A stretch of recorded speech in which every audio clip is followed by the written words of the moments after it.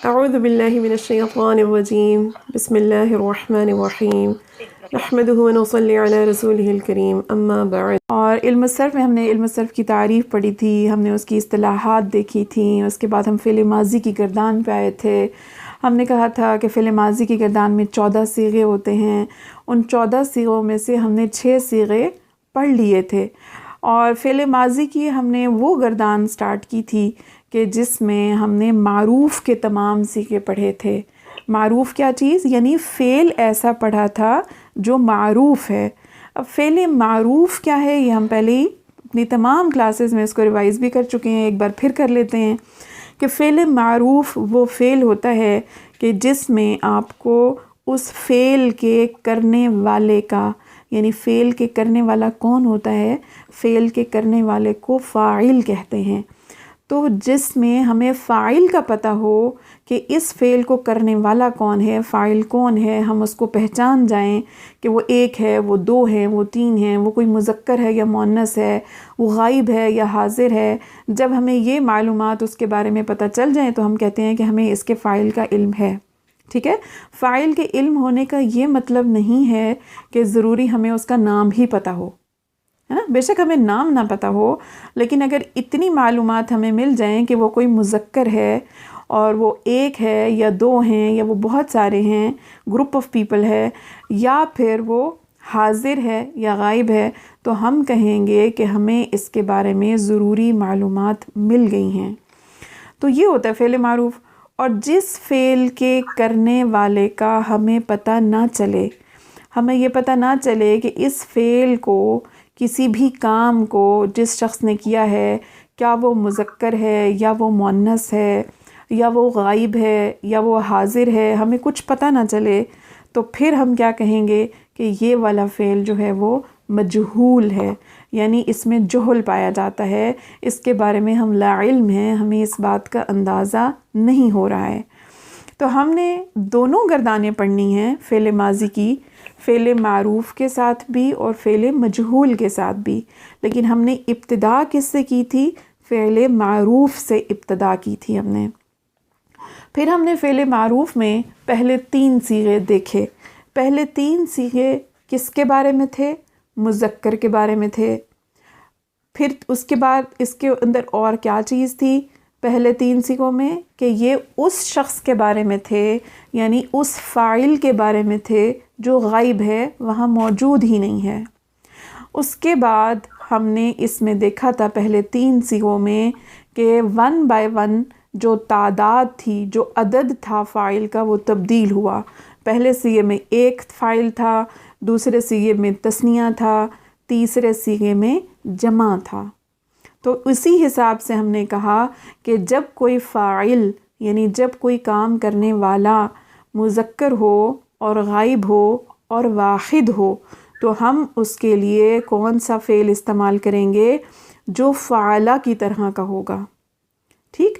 فعلہ کا مطلب کیا ہوا؟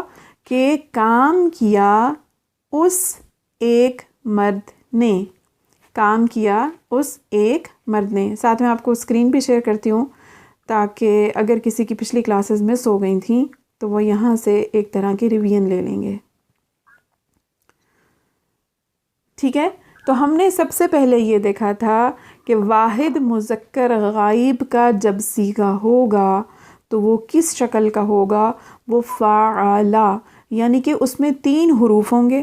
ٹھیک ہے؟ حروف کو آپ نے ذہن میں رکھنا ہے کہ کتنے حروف ہوں گے اس کے اندر؟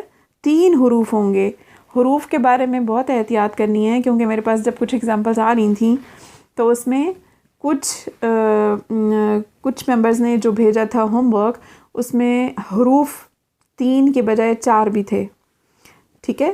تو حروف پہ خاص نظر رکھنی ہے۔ ہم نے فی الحال جس فعل کا آغاز کیا ہے اس کے اندر صرف 3 حروف ہیں، فا، عین اور لام۔ اگر 3 کی بجائے 4 ہو گئے تو پھر وہ فعل کی جو ٹائپ ہے وہ تبدیل ہو جائے گی۔ ٹھیک ہے؟ اس طرح کے فعل بھی ہم پڑھیں گے، لیکن ہم بعد میں پڑھیں گے۔ ابھی آغاز میں ہم صرف کس قسم کے فعل کو پڑھ رہے ہیں؟ جس کے اندر واحد مذکر غائب کے صیغے میں فعل ماضی کے واحد مذکر غائب کے صیغے میں صرف 3 حروف موجود ہیں. 3 حروف نظر آ رہے ہیں نا، فا، عین اور لام، اور تینوں کے اوپر آپ دیکھیں کہ زبر ہے. ٹھیک، یہ فعل کی ایک قسم ہے کہ جس میں تینوں کے اوپر زبر آ رہی ہے. اگر زبر کی بجائے کوئی اور حرکت آ گئی تو فعل کی ٹائپ جو ہے وہ تبدیل ہو جائے گی.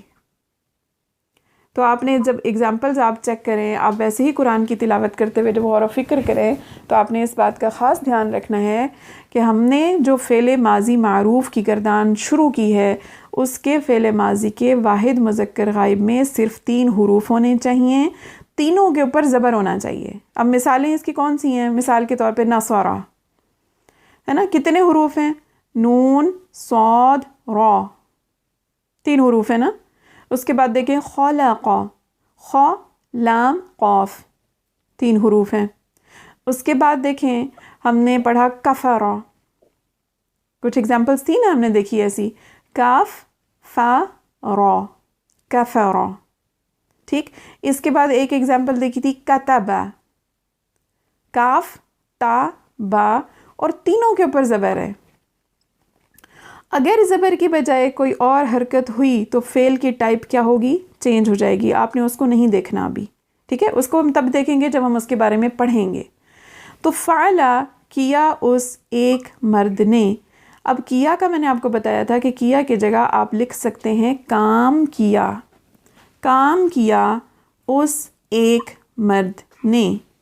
اس کے بعد ہم نے دیکھا کہ اس کس چیز کو ظاہر کرتا ہے؟ اس بات کو ظاہر کرتا ہے کہ یہ غائب کا صیغہ ہے. ایک یعنی کہ عدد کی بات ہو رہی ہے کہ فاعل کون ہے؟ وہ صرف ایک ہے. اس کے بعد مرد نے، مرد کی بات ہو رہی ہے یعنی کہ فاعل کون ہے؟ وہ مذکر ہے. تو کیا اس ایک مرد نے یعنی کام کیا اس ایک مرد نے. اس کے بعد ہم نے تثنیہ کے صیغے کی بات کی تھی. ہم نے کہا تھا کہ عربی میں اعداد یعنی کہ تعداد کو ظاہر کرنے کے لیے ایک واحد اور جمع نہیں ہوتا، بلکہ واحد اور جمع کے درمیان میں ایک اور بھی لفظ استعمال ہوتا ہے جس کو ہم تثنیہ کہتے ہیں، اور تثنیہ ہمیشہ 2 کے لیے استعمال ہوتا ہے. تو تثنیہ مذکر غائب کا صیغہ ہم نے کیا دیکھا تھا؟ فعلا، لام زبر الف لا. ہم نے کہا تھا کہ ہم نے اس صیغے کو پہلے صیغے سے بنایا ہے. اور کیسے بنایا ہے؟ جو پہلا صیغہ تھا اس کے آخر میں ہم نے الف لگا دیا تو ہمارے پاس تثنیہ مذکر غائب کا صیغہ بن گیا. یعنی فرق کس چیز کا آیا ہے؟ صرف الف کا فرق آیا ہے. تو کیا یعنی کہ کام کیا ان 2 مردوں نے. کام کیا ان 2 مردوں نے. اچھا، فعلا میں ہم نے تثنیہ کا صیغہ بنایا الف لگا کے. اس کے بعد ہم آ گئے جمع مذکر غائب کی طرف. ہم نے کہا کہ جمع مذکر غائب یعنی ایسا بھی ہو سکتا ہے کہ کسی کام کو 1 یا 2 لوگوں نے نہ کیا ہو بلکہ زیادہ لوگوں نے کیا ہو. 10-15 بھی ہو سکتے ہیں، 3 بھی ہو سکتے ہیں، وہ 30 بھی ہو سکتے ہیں، 300 بھی ہو سکتے ہیں. تو پھر ہم ان کے لیے ایک ایسا صیغہ استعمال کریں گے. ہم نے کہا کہ ہم وہ بھی بنا سکتے ہیں. ہم نے اس کو بھی پہلے صیغے سے بنایا. ہم نے فعلا کے آخر میں ایک واو لگا دیا. ٹھیک ہے، واو کا ہم نے اضافہ کر دیا. اب جو فعلا کے آخر میں واو لگایا ہے تو واو اپنے سے پہلے زبر کو پسند نہیں کرتا ہے. اپنے سے پہلے واو کی جو پسندیدہ حرکت ہے وہ پیش ہے، ضمہ ہے وہ.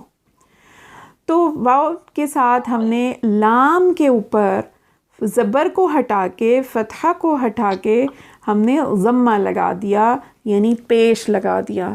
تو وہ بن گیا فعلو. اب فعلو کے ساتھ آپ نے دیکھا ہے کہ ایک الف بھی آ رہا ہے. ٹھیک ہے، فعلو کے ساتھ ایک الف بھی آ رہا ہے.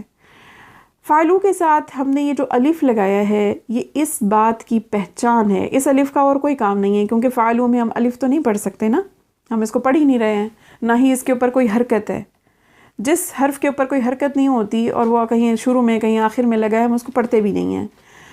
تو لیکن اس کا مقصد کیا ہے؟ اس کا بڑا امپورٹنٹ مقصد ہے، اور اس کا مقصد یہ ہوتا ہے کہ یہ جہاں پہ بھی قرآن میں بھی کہیں آپ دیکھیے گا کہ آپ کو لکھا ہوا نظر آئے گا، جہاں جہاں آپ کو جمع کا صیغہ نظر آئے گا، اس کا مقصد یہ ہوتا ہے کہ یہ ہمیں یہ بتاتا ہے کہ یہ والا صیغہ جمع کا صیغہ ہے، فعل پہچاننے میں ہمیں ہیلپ ملتی ہے. ٹھیک ہے.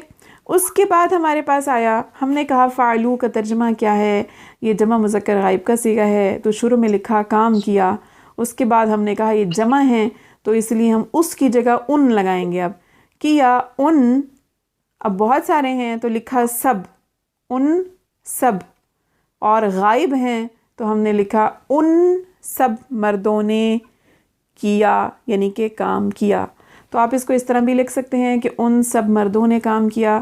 آپ اس کو اس طرح بھی لکھ سکتے ہیں کہ کام کیا ان سب مردوں نے، جس طرح بھی آپ کو آسانی ہو. اس کے بعد ہم نے یہ 3 صیغے جب پڑھ لیے، پھر ہم آئے تھے مؤنث کے صیغوں کی طرف. ہم نے کہا کہ یہاں تک تو 3 مذکر کے صیغے تھے، لیکن اگر کوئی عورت کام کرے گی تو پھر کیا ہوگا، کیونکہ کام تو بیچاری گھر میں تو زیادہ تر عورتیں ہی کرتی ہیں، تو پھر کام کے ساتھ ان کا بڑا تعلق رہتا ہے، تو پھر ہم نے مؤنث کی صیغوں کی بھی تو ضرورت ہے. تو ہم نے کہا کہ واحد مؤنث غائب کا صیغہ بھی ہم بنائیں گے، تثنیہ مؤنث غائب کا بھی اور جمع مؤنث غائب کا بھی. تو واحد مؤنث غائب کا صیغہ ہم نے کیسے بنایا، اس کو بھی ہم نے پہلے صیغے سے بنایا ہے. ہم نے کہا کہ فعلہ جو تھا شروع میں، ہم اس فعلہ کے ساتھ ایک تا کا اضافہ کر دیتے ہیں تاکہ ڈفرینشیٹ ہو جائے کہ وہ مذکر کا صیغہ تھا اور یہ مؤنث کا صیغہ ہے. ٹھیک ہے، وہ مذکر کا صیغہ تھا اور یہ مؤنث کا صیغہ ہے. پہچان بن گئی.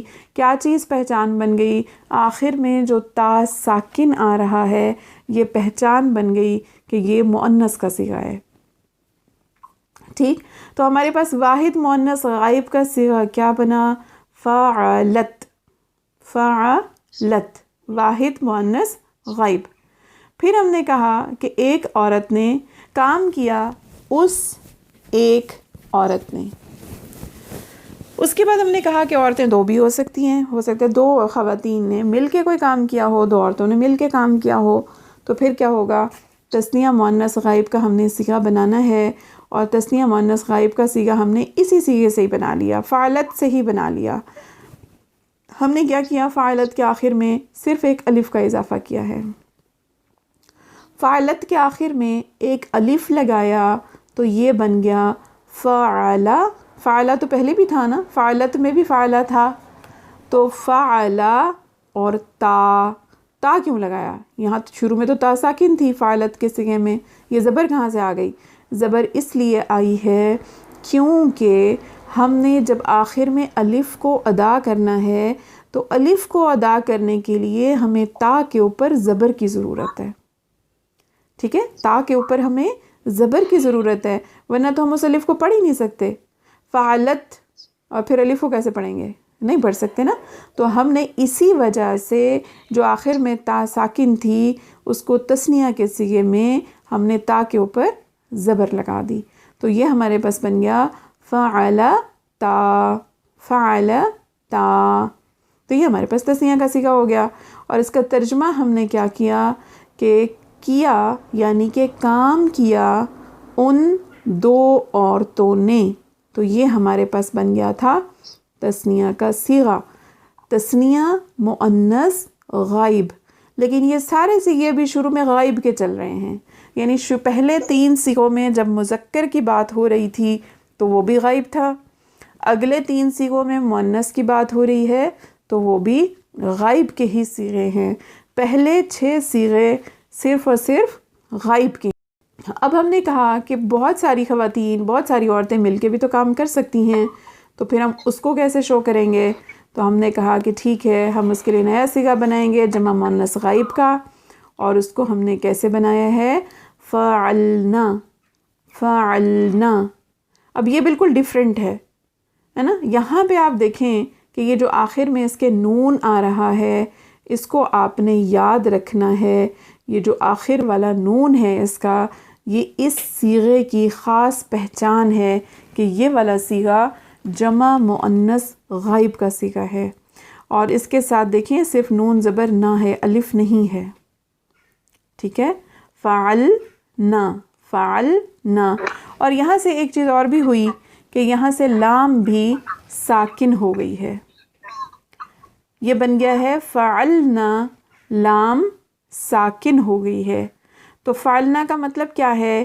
کیا ان سب عورتوں نے.